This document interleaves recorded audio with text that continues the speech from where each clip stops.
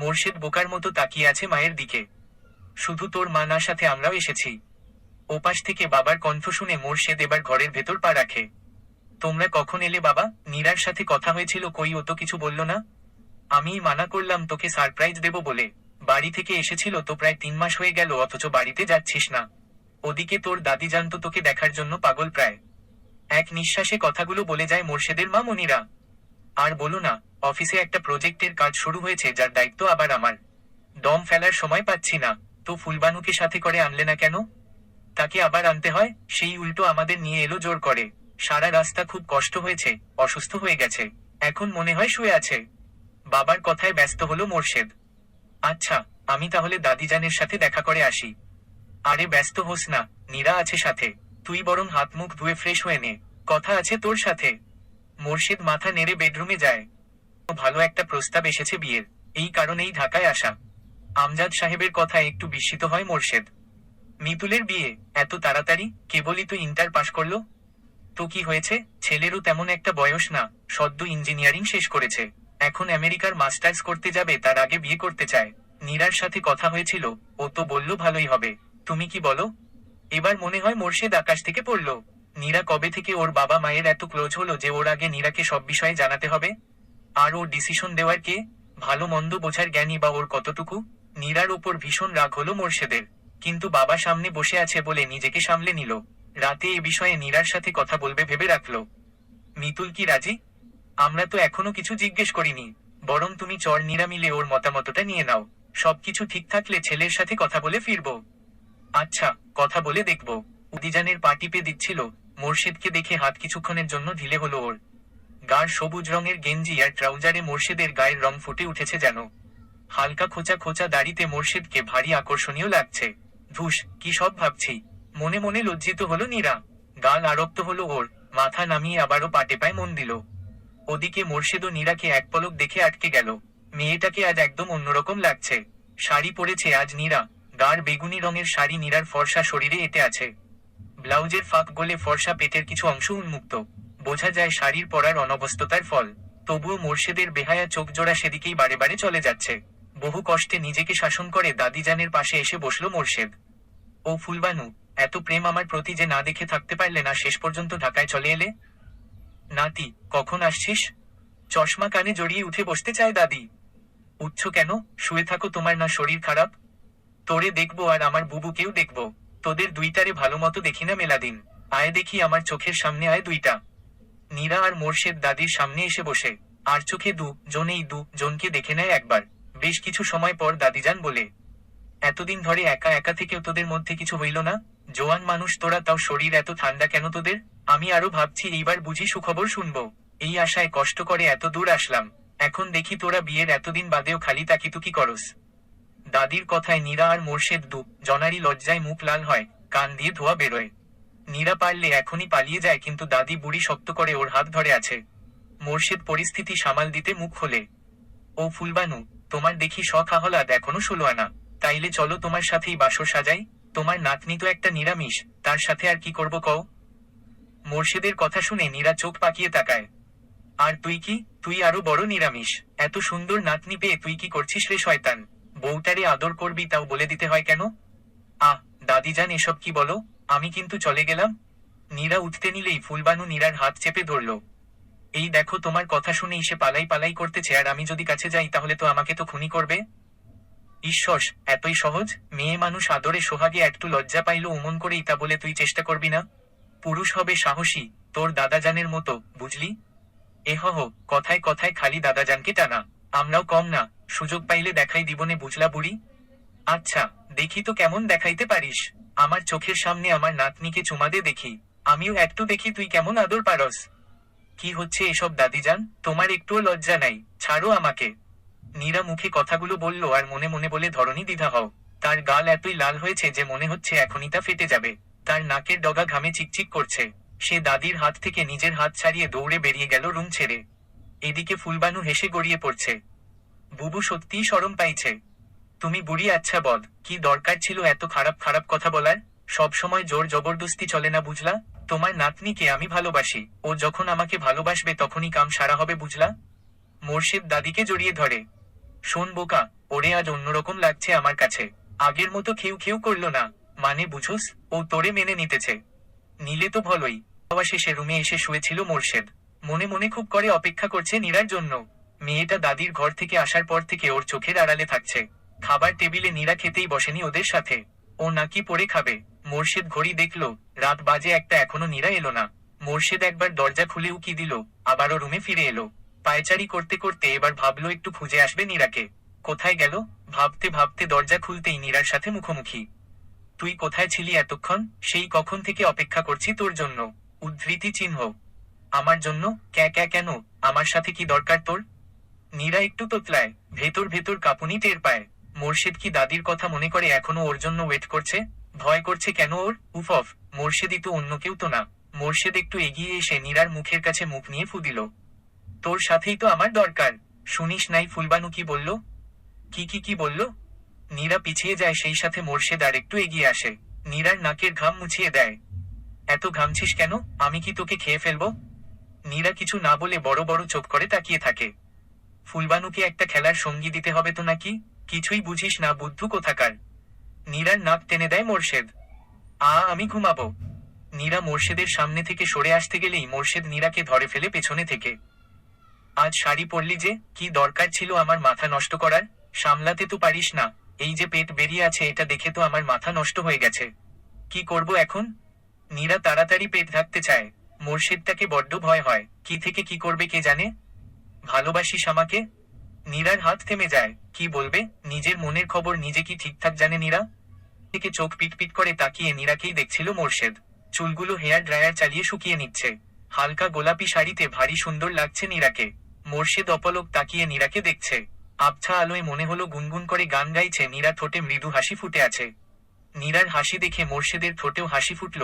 মাথায় খেলছে শয়তানি বুদ্ধি। বাঁকা হাসি দিয়ে নীরাকে জ্বালানোর প্ল্যান করলো। কি রে, চুল শুকাচ্ছিস যে বড়? এই সাত সকালে গোসল দিলি নাকি? মোর্শেদের কথা শুনে নীরার গাল আরক্ত হলো। সে লজ্জায় না কোনো কথা বলল না, মোর্শেদের দিকে তাকালো। জানে এসব মোর্শেদ ওকে জ্বালানোর জন্যই বলছে। কি রে, কথা বলছিস না কেন? সাত সকালে গোসল দিলি কেন? ঈশোস, অসভ্য। ইচ্ছে করে আমায় লজ্জা দিচ্ছিস না? আমার ইচ্ছে হয়েছে দিয়েছি, তোর ইচ্ছে হলে তুইও গোসল দে। কেউ তোকে আটকে রাখেনি। চুলগুলো আছড়ে খোপা করতে করতে কথাগুলো বলে নীরা। যাচ্ছিস কোথায়? আয় না আরেকটু গল্প করি। ঢং, জাহান্নামে যাচ্ছি। যাবি? বলেই দরজা খুলে বেরিয়ে গেল নীরা। মোর্শেদ মনে মনে জবাব দেয়, তোর সাথে তো জাহান্নামেও হাসি মুখে যাওয়া, আর রাতের কথা মনে করে কুটকুট করে হেসে খুন হয়ে যাচ্ছে। নীরার মুখ বন্ধ করার মোক্ষম অস্ত্র পাওয়া গেছে। এখন থেকে চাইলেই যখন খুশি তখন ওকে ঘায়েল করা যাবে ভেবেই খুশি লাগছে ভীষণ। এতদিনে ভালো অস্ত্র পাওয়া গেল ওকে জ্বালানোর। আজকে তোকে অন্যরকম লাগছে কেন বলতো? আমার নাতিটা তো মনে হয় কাম সারছে। ফুলবানু হেসে নীরার খোপা খুলে দেয়। চুল দিয়া আদর আদর গন্ধ পাই। নীরা টকটকে গাল নিয়ে দাদিকে ধমক দেয়। দাদি যান, সব সময় এসব কি? মুখে কিছু আটকায় না নাকি? ঈশ্বস, বুবুর ঢং দেখো। মনে হয় ভাজা মাছ উল্টায়া খাইতে পারে না। তা আমাকে একটু বলো না বুবু, কি করলা? ফুলবানু বলতে বলতে খিলখিলিয়ে হাসে। চুপচাপ খেতে চলো দাদি যান, আর যদি এসব কথা বলো তবে আমি কিন্তু তোমার ঘরে আর আসবো না বলে দিলাম। আমি তো বলবোই, তোমাদের না জ্বালাইলে আমার ভালো লাগে না। ওইসব ভয় দেখায় কোনো লাভ নাই। যতদিন বেঁচে আছি তোমাদের জ্বালিয়ে যাব। পরে এই বুড়ি মরলে যাতে খুব মনে পড়ে তোমাদের। দাদি যান, সব সময় নিজের মতো কেন চলো? এত আজেবাজে কথা বলো কেন? এইসব বললে কিন্তু খুব খারাপ হবে বলে দিলাম। একদম কথা বলবো না তোমার সাথে। রাগ করে না বুবু? তোমাদেরকে আমি একটু বেশিই জ্বালাই তাই না বুবু? খুব বেশি। শুধু জ্বালাও না, কষ্টও দাও। মম, এখন তো এই কথা বলবাই। এখন তো তোমাকে জ্বালানোর নতুন লোক আসছে। আমাকে কি আর ভালো লাগবে? উফ দাদি যান, তুমি পারো বটে। আমি কি তাই বললাম? খুব বুঝছি তুমি কি বলতে চাও। এক রাতের আদর সোহাগে দাদিকেই ভুলে গেছো। নীরা এবার ভয়েই চুপ হয়ে যায়। টেবিলে সবাই বসে আছে। পাছে দাদি চাচা চাচির সামনে বেফাস কিছু বলে ফেলে এই ভয়। দাদিকে বসিয়ে দিয়ে সবার প্লেটে পরোটা তুলে দিচ্ছিল নীরা, তখন মোর্শেদ এলো একেবারে শুটেড বুটেড হয়ে। নীরা কিছুক্ষণের জন্য যেন স্ট্যাচু হয়ে গেছে। মোর্শেদকে আর অসম্ভব রকম হ্যান্ডসাম লাগছে। চুলগুলো জেল দিয়ে পরিপাটি করে আঁচড়ানো, ফর্সা মুখে শেভ করা দাড়ির নীলাভ আবরণ ভারী আকর্ষণীয় দেখায় মোর্শেদকে। নীরার দিকে চোখ পাকায় মোর্শেদ। শেষমেশ নীরা নিজেকে সামলে নিল। কিছুই হয়নি এমন ভাব করে মোর্শেদের প্লেটে পরোটা তুলে দিল। মোর্শেদ পরোটা ছিঁড়ে এক টুকরো মুখে দিতে দিতে দাদির দিকে তাকালো। কি ফুলবানু, শরীর কেমন এখন? আমি তো ভালোই, তুমি তো মনে হয় বেশি ভালো। উদ্ধৃতি চিহ্ন। ফুলবানু চোখ টেপে মোর্শেদ একবার বাবা মায়ের দিকে তাকালো, তারা দেখলেন কি? লজ্জা পেয়ে মাথা নিচু করে খেয়ে যেতে লাগলো আর কোনো কথা না বলে। তখনই আমজাদ সাহেব কথা বলেন। মোর্শেদ, মিতুলের সাথে কথা বলেছিস? কি বিষয়ে বাবা? বিয়ের ব্যাপারে। আমি কথা বলেছি ছোট আব্বু, মিতুলের কোনো আপত্তি নেই, আপনারা কথা আগাতে পারেন। নীরা বলে ওঠে। আমজাদ সাহেব আর মনিরা জনেই খুব খুশি। খুব ভালো করেছিস নীরা, মোর্শেদ জিজ্ঞেস করলে বলতো কিনা কে জানে। মনিরা বলে উঠে। আমজাদ সাহেব গলা মেলান। হ্যাঁ রে নীরু, সত্যি ভালো হলো। তোর কি মতো বলতো? ভালোই হবে ছোট আব্বু, ছেলেও তো বেশি বয়স না, মিতুলের সাথে মানিয়ে যাবে। বেশ বলেছিস, তাহলে কথা আগাই কি বলিস? হুম। মোর্শেদ অবাক হয়ে দেখে একদিনেই নীরা বেশ গিন্নি হয়ে উঠেছে। নাকি আগে থেকেই এত সংসারী ছিল নীরা? ওই দেখতে পায়নি হয়তো, কি সুন্দর সবার সাথে মিলেমিশে গেছে, কি বুদ্ধিমতির মতো কথা বলছে। মোর্শেদ মুগ্ধ হয়ে গেল, মেয়েটা এতদিনে যেন একটু একটু করে ওর হয়ে উঠছে। নীরার চোখে চোখ পড়তেই নীরা ইশারায় জিজ্ঞেস করলো, কি হয়েছে? মোর্শেদ মাথা নেড়ে না করে। নীরা যেন কিছু একটা বুঝতে পারে মোর্শেদের না বলা কথাগুলো। জনই যেন জানার অব্যক্ত কথাগুলো বুঝে ফেলছে, কারোরই মুখে বলার প্রয়োজন পড়ছে না। এত লোকের মধ্যে থেকেও জনে নীরবে একে অপরের সাথে মনে মনে কথা বলে চলেছে। কেউ না বুঝলেও ফুলবানু তার দুর্বল চোখ দিয়েও ঠিকই বুঝে গেলেন এই জানার গোপন খবর। চুলগুলো কি তার এমনিতেই পেকেছে? ফুলবানু জনের দিকে তাকিয়ে মুচকি মুচকি হাসেন আর ওদের জন্য মনে মনে আশীর্বাদ করেন, এই দুটিকে সুখে রেখো আল্লাহ। সারা জীবন যেন এরা জন জানার থাকে। এরপর অফিস থেকে ফিরেই কোনো কথা নাই, সোজা ছেলেকে নিয়ে খেলতে নামে মোর্শেদ। ছেলে পেটে আসার পর দাদিজান অসুস্থ হলো, তার কারণে নীরা আর মোর্শেদ ঢাকা থেকে শিফট হয়ে বগুড়া সেটেল হলো। ছেলের বয়স 5 বছর, পরিবারের সবার নয়নের মণি। নীরা ওর নামও রেখেছে মণি। ছেলেটাও এমন বাপ নেওয়াটা হয়েছে, মোর্শেদকে দেখা মাত্রই কোলে না নেওয়া পর্যন্ত কাঁদতে থাকে। আজও তার ব্যতিক্রম হলো না। নীরা ভ্রু কুচকে কিছুক্ষণ বাপ ছেলের খেলা দেখল। কপালে চিন্তার ছোঁয়া, মোর্শেদ কথাটা কিভাবে নেবে আল্লাহই জানে। তবুও বলতে তো হবেই। মৃত্যুর আগে দাদিজানকে কথা দিয়েছে যে এই পরিবারের সব ভালো মন্দ বিষয় ওরা আগলে রাখবে। পরিবারের সম্মানের ব্যাপারে কোনো আপোষ করবে না, দেখভাল করবে পরিবারের। যদিও এখনো পরিবারের মাথা হিসেবে মোর্শেদের বাবা আছেন, তবুও কোথাও না কোথাও সব বিষয়ে মোর্শেদের মতামত খুবই জরুরি। বিশেষ করে ভাইবোনগুলোর যে কোন সমস্যা মোর্শেদ আর নীরাকেই দেখতে হয়। এই তো মেঝো চাচার মেয়ে আরিশার বিয়ে নিয়ে কি ঝামেলাটাই না পাকলো, তখন মোর্শেদ আর নীরা মিলে কি সুন্দর করে সমস্যার সমাধান করে দিল। বলতে গেলে হাতে ধরে আরিশার জীবন বাঁচিয়েছে দুজন। তখন থেকে বড়রাও যে কোন সমস্যায় ওদের তলব করে। বলবি নাকি? সেই তখন থেকে দেখছি ভ্রু কুচকে কিছু একটা ভাবছিস। মোর্শেদের কথায় ঘোর কাটে নীরার। হ্যাঁ, জরুরি কথা আছে তোমার সাথে, তবে এখন না, তুমি গোসল টোসল করে ফ্রেশ হয়ে নাস্তা কর, তারপর বলবো। আমি ততক্ষণে নাস্তা বানাই, মনির খাবারও রেডি করে আনি। সিরিয়াস কথা নাকি যে বলতে এত প্রিপারেশন লাগবে? মোটামুটি, তাই তোমার ব্রেন ঠান্ডা হওয়া জরুরি। কি ব্যাপার, মা বাবার শরীর ঠিক আছে তো? বড় মা নাকি রাতুল আবার কিছু করলো? মিতুলের কিছু হলো? আরে বাবা থামো তো, এত ব্রেনটাকে প্রেসার দিও না। বলবো তো বললাম। তাহলে কি আমাদের নতুন কোনো খবর আছে? মোর্শেদের মুখে বাঁকা হাসি। উফ, এত অস্থির তুই। বাজে না বকে গোসলে যা, মনিকে মায়ের কাছে দিয়ে আসিস, আমি গেলাম। নীরা দৌড়ে বেরিয়ে গেল ঘর থেকে। আর কিছুক্ষণ থাকলে মোর্শেদ আরো কি বলবে কে জানে। পেছনে থেকে মোর্শেদের হো হো করে হাসির আওয়াজ এলো। নীরা ওকে প্রাণপণে তুমি বলার চেষ্টা করে, কিন্তু রেগে গেলে কিংবা মুরব্বি কেউ কাছে না থাকলে স্বভাব সুলভ তুই চলে আসে ওর মুখে। বাচ্চার সামনে তুই তোকারি করে না, এতে নাকি বাচ্চার উপর খারাপ প্রভাব পড়বে, এটাও অবশ্য মুরব্বিদের কথা। ছোট চাচা এসেছে বিকেলে। জানি, আমায় ফোন দিয়েছিল। ওহ, আর কিছু বলেছে? কেন, আরো কিছু বলার ছিল নাকি? মোর্শেদ খেতে খেতে মুখ তুলল। তুমি দেখা করনি? হ্যাঁ, করেছি। ফুল ফ্যামিলি এসেছে, মৌমি সৌমি চাচি সবাই এসেছে। চাচা অবশ্য কথা বলতে চাইল, পরে আবার বলল যে 2-4 দিন যাক, তারপর সবাইকে নিয়ে বসবে। ওহ, তাহলে আমি বরং না বলি, তুমি বরং চাচার কাছ থেকে শুনে নিও। বেশি ঢং না করে ঝেড়ে কাশ। কি হয়েছে মৌমি সৌমির? সৌমিটাকে তো তুই জানিসই কেমন বোকা। ভার্সিটিতে কোন ছেলে নাকি মৌমিকে পছন্দ করত, সেই থেকে ঝামেলা। আশপাশে তাকিয়ে দেখলো কেউ আছে কিনা, তারপর নিচু স্বরে মোর্শেদকে বলতে শুরু করলো। মৌমিকে পছন্দ করত সৌমির সাথে সাতকি? ওরা জমজ গাধা। মৌমি নাকি একদিন বিরক্ত হয়ে ছেলেকে চড় মেরেছিল, তার শোধ তুলতে সৌমিকে মৌমি ভেবে তুলে নিয়ে গেছিল ছেলে। 2 দিন আটকে রেখে ছেড়েছে। মোর্শেদের মুখের খাবারটা যেন আটকে আসলো, পানি দিয়ে এক ঢোকে গিলে নিল খাবারটা। কি বলছিস এসব? কবেকার ঘটনা এটা? চাচা এতদিন বলেনি কেন আমাদের? দিন দশেক আগের। বলবে কিভাবে বলতো? এত শখ করে মেয়েদের নিয়ে ঢাকায় গেল, এখন এরকম ঘটনা সবার সামনে মাথা হেঁট। মোর্শেদ কিছুক্ষণ মাথা নিচু করে বসে থাকলো। ভাবলো কিছু একটা। এরকম পরিস্থিতিতে কি করা যায়? লোক জানাজানি হলে খুব সমস্যা হবে মেয়ে দুটোর বিয়ে হতে। কি করব বলতো? আমিও বুঝতে পারছি না। সৌমি তো কেঁদে কেটে হয়রান। মৌমি কিছু বলছে না। চাচি একেবারেই খেই হারিয়ে ফেলেছে। বাবা চাচারা কেউ এখনো কিছু জানে না। আমি মানা করেছি কাউকে জানাতে। ভালো করেছিস। দেখি চাচার সাথে কথা বলে কিছু ব্যবস্থা নেওয়া যায় কিনা। গুলো ভারী ব্যস্ততায় কাটলো মোর্শেদের। সে ঢাকায় যেয়ে পুরো 1 সপ্তাহ কাটিয়ে এলো। একটা সপ্তাহ নীরা তাকে ফোনেও পেল না। ঠিক পরের শুক্রবার ফেরত এলো মোর্শেদ। শরীরটা একটু শুকনো লাগলেও মুখ চোখ উজ্জ্বল। এসেই গোসলে ঢুকে গেল। বেরিয়ে কাপড় পরতে পরতে চিৎকার দিল, নীরা, তাড়াতাড়ি খেতে দে, বড্ড খিদে লেগেছে। নীরা টেবিলে খাবারই লাগাচ্ছিল, জানে মোর্শেদ খাবে। বাবা মায়ের সাথে দেখা করে ছেলেটাকে একটু আদর টাদর করে মোর্শেদ এসেই দপ করে টেবিলে বসে গেল। নীরা প্লেটে সব বেড়েই রেখেছিল। মোর্শেদ বসেই গপগপ করে খেতে লাগলো। নীরা একবার ভাবলো জিজ্ঞেস করে, তারপর কি ভেবে থেমে গেল। থাক, নিজেই বলবে হয়তো। সৌমির বিয়ে ঠিক করে এলাম। কি বলিস? কার সাথে? কার সাথে আবার? যে ছেলে ওকে তুলে নিয়ে গেছিল তার সাথেই। ছেলের ফ্যামিলি বেশ ভালো। আমি সমস্ত খোঁজ খবর করেই এগিয়েছি। মজার ব্যাপার হলো ছেলে বিয়ের জন্য এক পায়ে খাড়া। বলা মাত্রই রাজি হয়ে গেছে। ওর ফ্যামিলিও বেশ ভালো। বাবা মা দুজনই শিক্ষিত চাকুরিজীবী। একটা মাত্র ছেলে তো, জেদি আর বেয়ারা হয়েছে একটু। তবে এমনিতে ভালোই মনে হলো আমার। মানে সত্যি সত্যি বখাটে নয়। আমাদের পরিচয় পেয়ে ওরাও আর আপত্তি করেনি। বখাটে তো বখাটেই, তার আবার সত্যি মিথ্যা কি রে? সৌমি কি রাজি হবে ওই ছেলেকে বিয়ে করতে? রাজি না হয়ে কি করবে? ওর কাছে আর কোনো অপশন আছে নাকি? কি যে বলিস না তুই। শোন, আর একটা কথা, মৌমিকে আর ওই ভার্সিটিতে পড়ানো যাবে না। ওকে অন্য কোথাও পড়তে হবে। সে ব্যবস্থাও করে এসেছি। এই জন্যই তো এতদিন দেরি হলো রে বউ। রাগ করেছিস বউ তোকে ফোন করিনি তাই?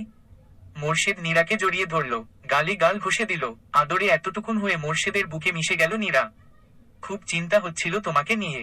একটা খবর দেবে না? এমন করো কেন বলো তো? তুমি খুব স্বার্থপর বুঝলে। নীরা ঠোঁট ফুলিয়ে বলে, আজ তোকে একটু অন্যরকম লাগছে কেন রে? আমি এসেছি এই খুশিতে নাকি? আজ কিন্তু খুব আদর দেব তোকে। এতদিন দূরে ছিলাম, আজ কোনো ছাড়াছাড়ি নাই।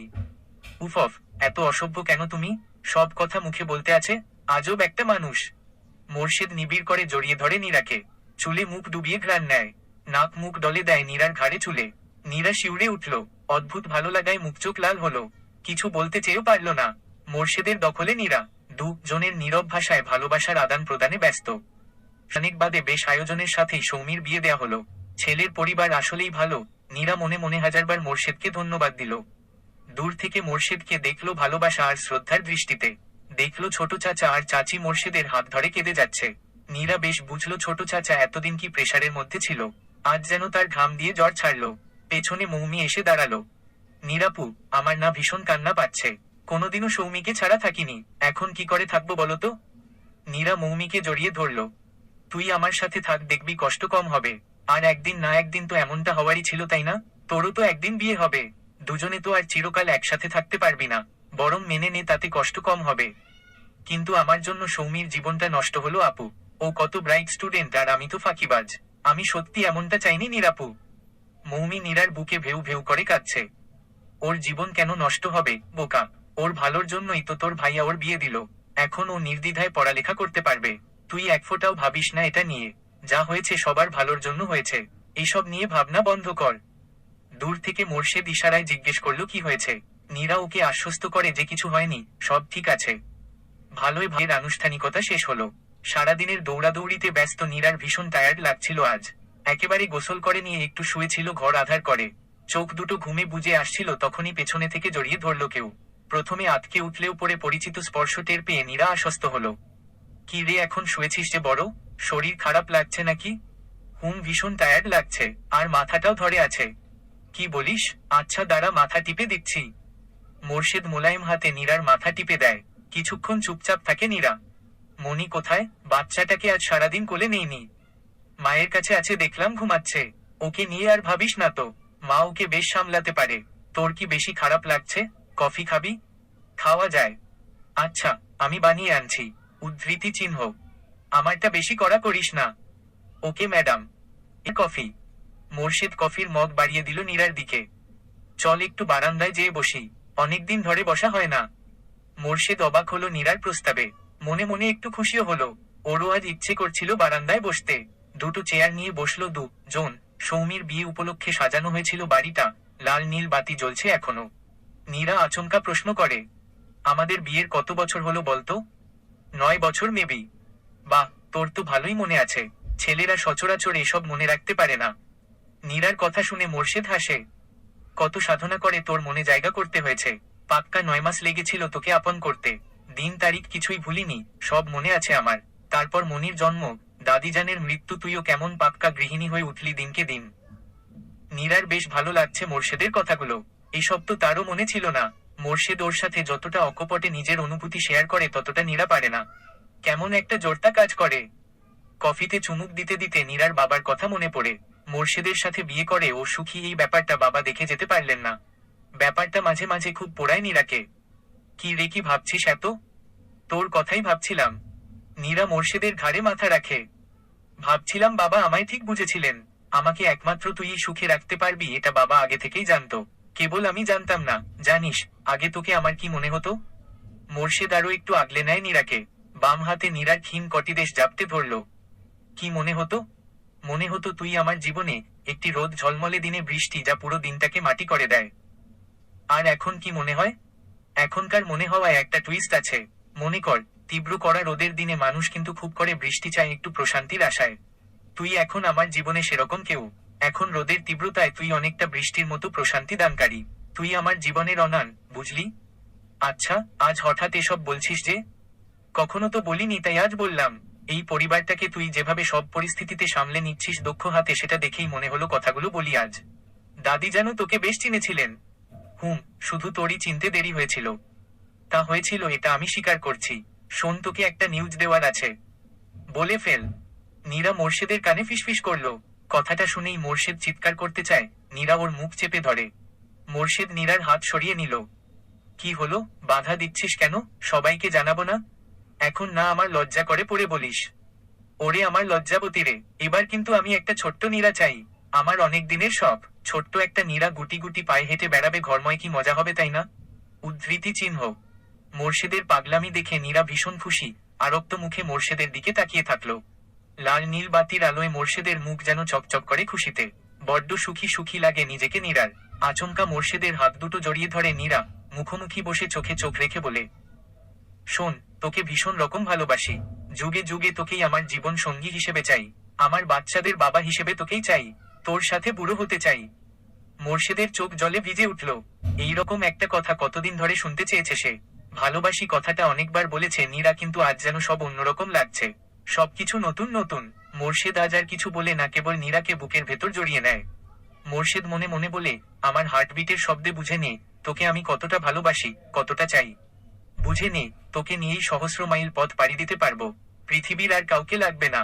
আমি তোর জীবনে অনান হয়ে বেঁচে থাকতে চাই যুগে যুগে। মরতে চাই তোরই সাথে, সাথে না পারলেও যেন তোর আগে মরি। কারণ তোকে ছাড়া আমি কিছুই না, আমার বেঁচে থাকা অসম্পূর্ণ। কপিরাইট ফাহানা _ ইয়েসম্যান।